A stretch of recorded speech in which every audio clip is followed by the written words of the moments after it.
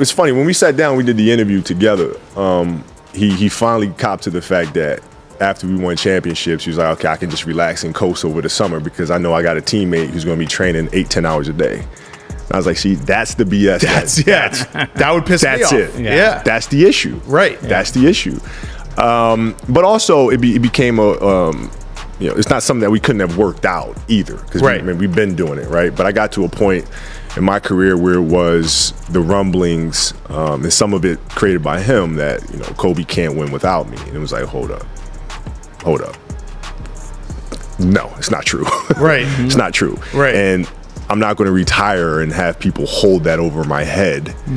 I said, no, let's find out. Yeah. So it was just time to go separate ways. 2000, 2001, that's when it really shifted a little bit. I think Cole really felt like he was being asked to sacrifice a little too much. That was the year where it changed a little bit from some of the tension that great teams do need to a little bit more like one guy is maybe standing in the way of the other. For the rest of us on the group, we just always made sure that both guys understood we're not picking a side. Imagine LeBron James paired with a prime Shaquille O'Neal. Do you think he'd ever let that go? Do you think he'd choose ego over 6, 7, maybe 8 championships? Of course not. And yet, that's exactly what happened in Los Angeles. The most dominant duo in basketball history was ripped apart, not by talent, not by age, but by pride. And here's the kicker. Everything you've been told about who destroyed that dynasty is a lie. I'm gonna ask you a crazy question. After we split apart, were you trying to get more championships than me? Oh, absolutely. You were? Absolutely. I knew you were going to get one because of the energy, going into Miami and D-Wade and everything that was there. I knew you were going to get that one. So I knew I had to get at least 2 or 3. I wanted you to get that. Some argue this Lakers dynasty could have even topped Jordan's Bulls. Picture it, 2 of the greatest 75 players ever, both in peak form, led by the most decorated coach the NBA has ever seen. They strung together 3 straight titles, and on paper, 6 or more seemed inevitable. But instead of rewriting history with dominance, the team collapsed in one of the most dramatic downfalls sports has ever witnessed. Egos get in the way. That word, my team, will mess you up. A lot of necessary stuff that shouldn't have happened because of the ego. And it was probably my fault. If you had the wisdom you have now back then, how many championships you feel like you guys could have won? 7. 7? Because the reason why I got traded, it wasn't about me and Kobe beef. It was what they wanted me to take less money. I just should have been like, all right, it's your team now. I know what I'm going to do. I'm still going to do my 28-10. All right. But I was like, nah, I want 150. If I had all over to do again, I probably would have had a meeting with the family. What y'all want to do? Want me to take less money, take a less role, stay here, or you would still want me to be Shaq? See, it's that ego. The ego still got me what I want. I still won one, but I would have liked to have stayed there the rest of my career.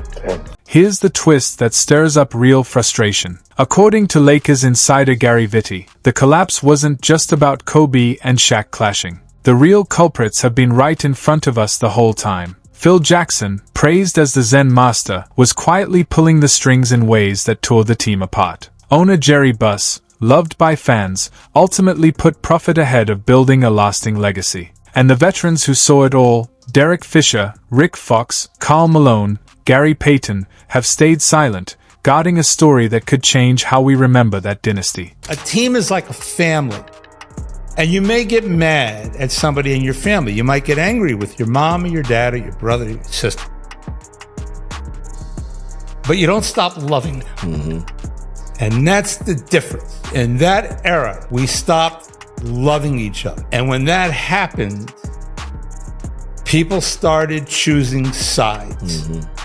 This really bothers me. Yeah, no, I know it does. Because we should have won 10 championships. Okay? It's easy to blame Kobe, and it's easy to blame Shaq. What about the rest of us? Including me. People chose sides. Players chose sides. Right. Okay? Coaches chose sides. The fans chose sides. And it was divisive, and the whole thing crumbled. Today we dig into a story of collapse, because the 2004 Lakers didn't just lose a finals, they pulled off one of the greatest self-sabotages in sports history. Picture this. In 2003, Los Angeles brought in Karl Malone and Gary Payton, both Hall of Famers chasing one last chance at a ring, and they joined on bargain contracts just to team up with Shaq and Kobe. Even Magic Johnson said the roster would revive Showtime for Hall of Famers in the starting lineup, with Vegas betting lines marking them as heavy favorites. But beneath the hype, Phil Jackson was quietly steering the team toward chaos. Years later, Robert Horry revealed the truth. Phil thrived when conflict was in the air, and he made sure it never went away. Remind me of that one time Phil Jackson was a little crazy. It wasn't crazy, it was just different. So Phil had this thing when he go, he wanted you to look up, he wanted you to call a play. So one time, we didn't look up, so we get to a timeout, and he looks at Robert Horry and he goes, "Hey, I'm your master. When I whistle, you look up." Robert Horry said, "I'm from Alabama. You ain't my goddamn master. I don't play that." That's crazy.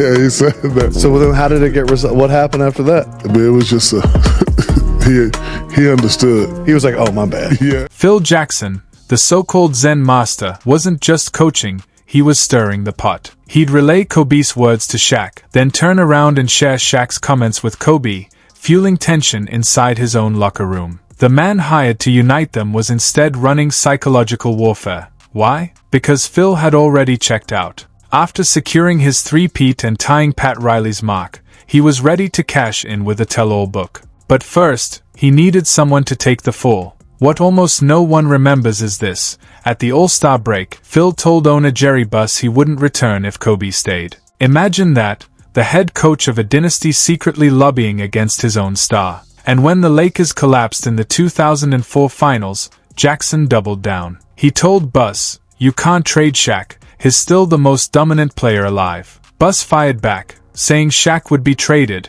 and that Phil wouldn't be returning either, but Jackson wasn't finished. He published The Last Season, a book that ripped open the locker room. He labeled Kobe a juvenile narcissist, uncoachable and selfish, while painting Shaq as lazy and overly sensitive. In the end, the dynasty wasn't just broken on the court, it was shattered in print. I'll give you a story of the stuff that was frustrating. There was a year there in 2003 where I had 40 points in 9 straight games. Right? Shaq was out. It was a toe thing. So Phil comes to me before the stretch, says, "Kobe, we need you to take over the offense." I'm like, "All right, cool." So that literally, say no more. I got it. Fine, I got it. So that literally started the streak of 40 straight games. 40 points in 9 straight games. Shaq comes back from injury, and Phil goes, I still continue to do it, right? And then Phil calls me to his office, goes, "Hey, we're starting to lose the big fella." What do you mean? Well, he's not getting the attention. This 40-point streak is starting to kind of take away his fire to prove something, right? So I need you to start dialing it back.